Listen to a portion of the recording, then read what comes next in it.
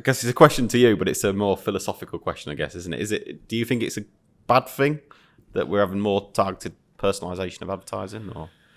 Well, this is the thing. I think some people don't mind it, and some people see that it's like, I want to have that personalisation, but I want the choice. So I do think it's good for our industry, and it's, again, for a marketer, right? If you're a digital marketer, or any marketer really, right? The thing that you want to do is right time, right place, right person, right ad, right? That's the mecca of advertising. It has been forever. Yeah. Even since TV, was 1930s, 1940s. If you could sell that to a marketer in the 1940s, they'd want it, right? Yeah. And digital, the marketing was the same. It was offline, right? It was kind of like very broad based. I'm going to buy a TV ad store. I'm going to buy an out-of-home placement. I'm going to do this stuff, right? And then all of a sudden, this opportunity to do right time, right place, right creative, and not have any of the wastage. That is an incredible opportunity for a marketer, right? You can just, there's that whole old adage of, I know 50% of my advertising works. I just don't know which half. Right? That's the thing that we've leaned on in digital for ages. Like, now you can know the half that works or not, and you can turn it off, and you can optimize the bit that works. So that's amazing, right? And as a marketer, that's really exciting. But how far can you go? And like, where's too much, and where does it suddenly become creepy? And I think if you've not got a relationship with a brand, as in you see an advert for a brand and you're like, well, I've never seen them before, and they know loads about you, I think that's potentially creepy. But I think if you have a relationship with a brand, right, if you are a loyal customer to a Tesco's, or I don't know, like a bike, a brand, and they send you an advert and say, hey, by the way, it's been 6 months since you bought that thing. Here's a service plan. That is probably something which you would go, brilliant. That's handy. Exactly. That's interesting. But it's the same system that makes both work. So that's the hard bit. I think.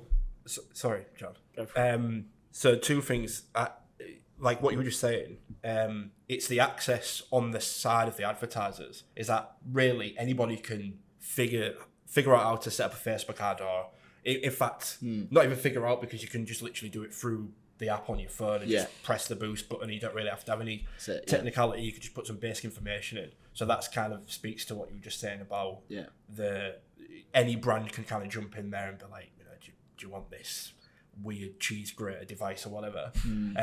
But also, would you agree to Steve's point that if you're on a free app or a free platform, then the trade-off for it being free is that you receive adverts. And if you don't want adverts, then you should have paid subscriptions, because wherever you pay, you don't get adverts.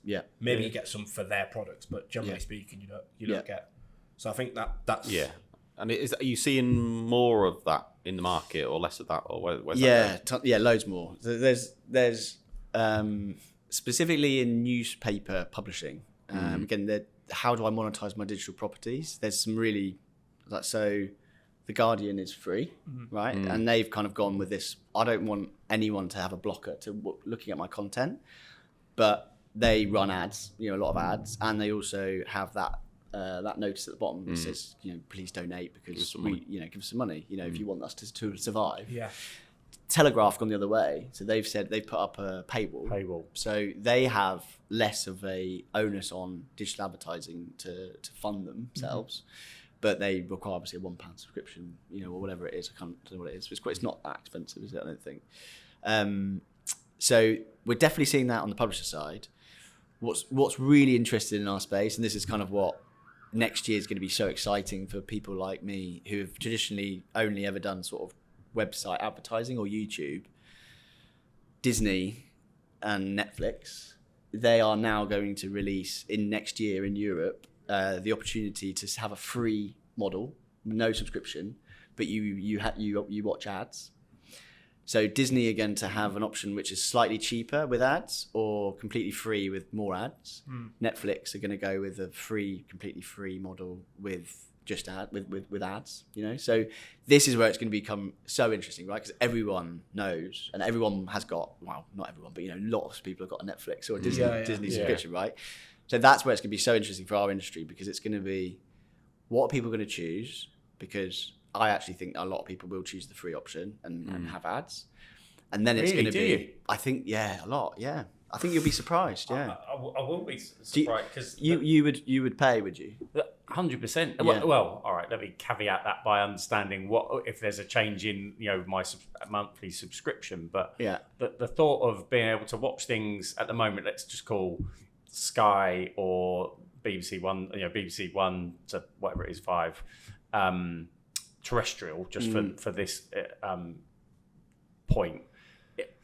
As soon as I go onto Netflix or I go onto Amazon or whatever, and I can watch something and it's not interrupted, and I don't have to press plus to go 30 times quicker than that's brilliant for me. As soon as an advert comes, I'll be honest, on anything that I watch, if I've recorded it, you've only got to watch any of the Saturday night programs forward, and thankfully Sky Q, you can go, forward 4 minutes. You missed them all. Brilliant. Move on. Okay. Great. Yeah. And I agree. I think we've got learned behaviour now that we don't wait, do we? I think back in the day you had to watch adverts, so you were used to it. Now we're used to not seeing adverts. I think to step back. which I think though, which I think is interesting. So when you're going to have the option, so some people may want to watch Netflix, but maybe either can't afford it or have something else, and they're not prepared to pay a tenner a month. Taking adverts is fine, and then the others that are actually, do you know what? I don't want adverts because I consume adverts in other ways through social or whatever. I'm just going to watch what I want to watch uninterrupted.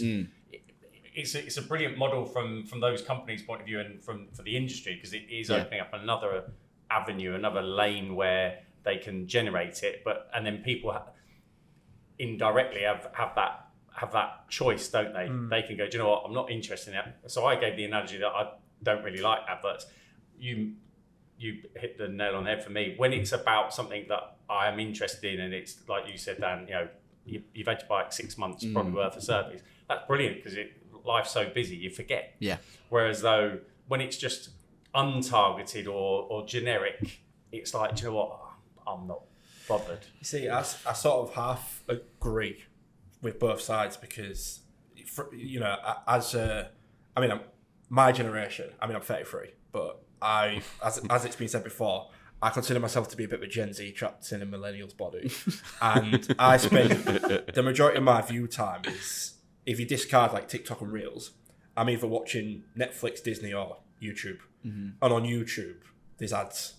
And it's just part of the experience. Yes, as soon as the option is there to skip, you skip, right? Yeah. But it seems like that skippability, just invented that word, is getting less and less as time goes on.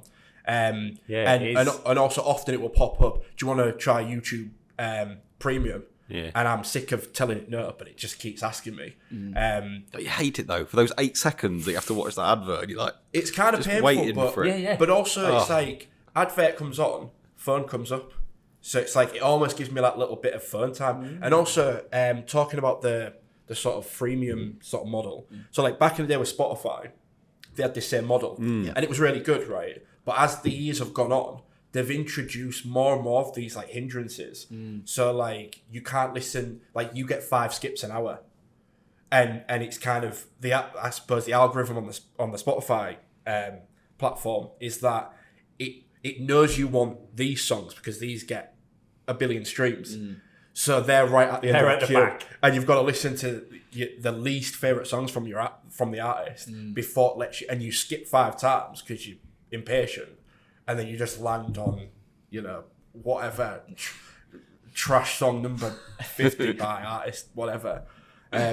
So yeah, I do agree, but it is good because it gives people access when they can't afford it. Yeah, I suppose ultimately that's what the internet should be.